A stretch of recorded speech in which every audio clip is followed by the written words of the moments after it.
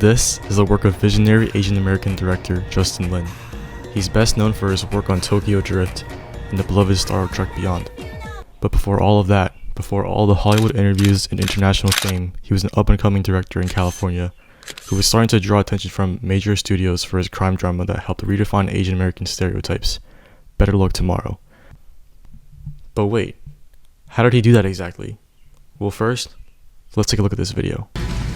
With you with the talent up there and yourself make a film that's so empty and immoral for Asian Americans. What I just showed you was an audience member's reaction to the film after its Sundance premiere. Him and others online criticized the movie for being amoral for Asian Americans, but this all stems from the belief in the model minority myth. For those who aren't familiar, the model minority myth is a long-standing stereotype that characterizes Asian Americans as inherently successful, intelligent, hardworking, and often wealthy, with Harvard Law labeling it as, quote, an inability to account for the nuanced composition of the Asian American community itself. And the reason why the Sundance heckler was taken aback by the film is because Better Luck Tomorrow breaks the model minority myth through its depiction of Asian American criminals. Here's how it did that. The film stars Perry Shen as our main character, Ben Manibag. He represents the stereotypical Asian American student. Ben has a 4.0 GPA, a near-perfect SAT score, and a resume full of extracurricular after extracurricular. But in reality, Ben is far from the perfect teenager he wants his college admissions officers to see. In his little spare time, he TPs houses in the Orange County suburb he lives in with his best friend, Virgil, and does return scams with Virgil's cousin, Han. So right from the get-go, Lin is challenging the ideas you have about high-achieving Asian Americans. These kids are smart and they get good grades, but they unwind by committing fraud and vandalizing property. They are far from the straight arrow mindset that the model minority stereotype expects from them. And soon, Ben, Virgil, and Han join their school's academic decathlon team, led by another high-achieving Asian American student, Derek. Together, the quartet starts dealing cocaine and marijuana, and they rob a local school for computer parts. And with this newfound confidence, they pull a gun on someone at a party. Back off, man! Back off! Want some of this? Ben, come on! Man. Back off! Come on, Ben!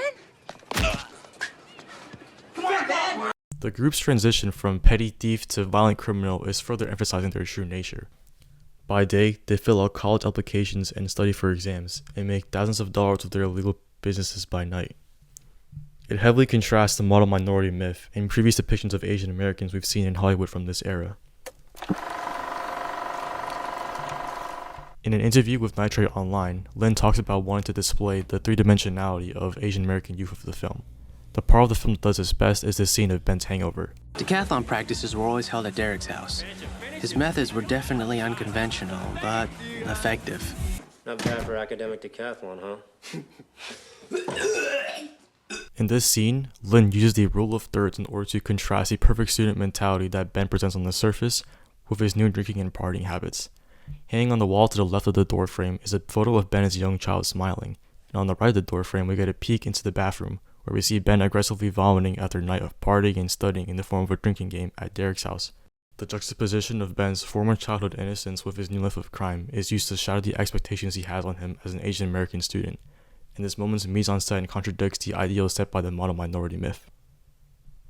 The person that Ben reveals on the surface, the brilliant student athlete who organizes the community food drives, is not the person that lies underneath.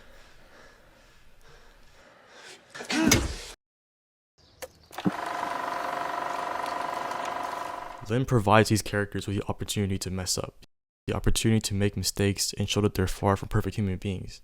And that's exactly what Lin was trying to prove with this film. In the wise words of Roger Ebert, "This film has the right to be about these people, and Asian American characters have the right to be whoever the hell they want to be." Ultimately, Better Luck Tomorrow serves as one of the pioneers of a subgenre that is still scarce today, Asian American films that aren't about family dynamics. From its powerful characters to its constant challenging of the audience's biases, Lin's first breakout film does a great job in subverting our expectations for America's model minority. His depiction of the darker side of Asian American culture is proof of our existence beyond the perfect student persona. Lin longed to create a film that broke the model minority stereotype, and with this, it did just that.